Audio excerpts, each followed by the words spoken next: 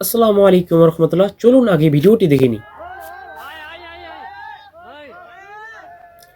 আপনারা যে ভিডিওটি বর্তমানে দেখতে পাচ্ছেন, এটি ভারতের একটি ভিডিও। সেখানে ভারতীয় সরকার কর্তৃক থেকে একটি মসজিদ ভেঙে দেওয়া হচ্ছে।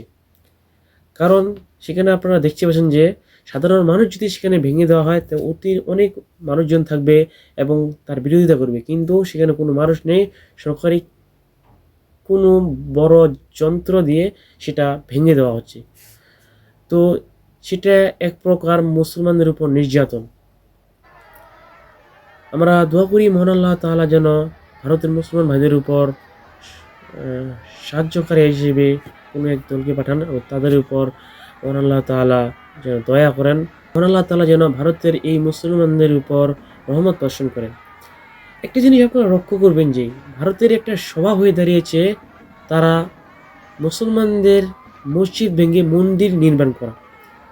প্রায় কয়েক বছর আগে তারা মুসলমানদের একটি বড় মসজিদ ভেঙে সেখানে রাম মন্দির করেছিল। কলকাতার কি মসজিদটা হলো, সেই মসজিদ ভেঙে রাম মন্দির করেছিল। তারপরে এই কিছুদিন আগে মুম্বাইয়ের একটি মসজিদ ভেঙে সেখানে তারা মন্দির নির্মাণের জন্য একটা বড় সমাবেশ গঠন করেছে এবং কি অনেক জনসভা করেছে।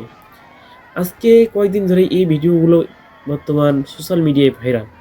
বর্তমান আপনারা যে পাশের ভিডিওটি দেখতে পাচ্ছেন, এটাও আরেকটা অন্য জায়গার ভিডিও। শুধু মুসলমানদের উপর নির্যাতন করে চলেছে ভারতে, কিন্তু তারা সারা বিশ্বে বলে বেড়াচ্ছে যে বাংলাদেশের সংখ্যালঘুদের উপর নির্যাতন করা হচ্ছে। আমেরিকার একটি ম্যাগাজিনের তথ্য অনুযায়ী মিথ্যা তথ্য প্রচারের শীর্ষে রয়েছে ভারত। এরা এতটাই মূর্খ বিমুখ জাতি যে নিজের দেশের সংখ্যালঘুদের উপর নির্যাতন করছে সেটা তারা বলছে না, কিন্তু অন্যান্য দেশে তারা সুখী রয়েছে, তাদের উপর কোনো প্রকার নির্যাতন করা হচ্ছে না, কিন্তু তারা মিথ্যা প্রচার করে বেড়াচ্ছে যে বাংলাদেশে সংখ্যালঘুদের উপর নির্যাতন করা হচ্ছে। আল্লাহ এদের ধ্বংস করে দিক।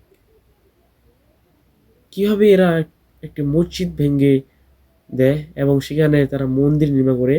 আপনারা যে ভিডিওগুলো দেখতে পাচ্ছেন সেখানে মানুষের কান্না। আস্তাগফিরুল্লাহ। আমরা দোয়া করি যেন ভারতের এই মুসলমান ভাইরা যেন সঠিকভাবে দিন চর্চা করতে পারে এবং তারা এই নির্যাতন থেকে যেন মুক্তি পায়। মহান আল্লাহ তাআলা তাদের উপর রহমত বর্ষণ করুক। আসসালামু আলাইকুম রহমতুল্লাহ।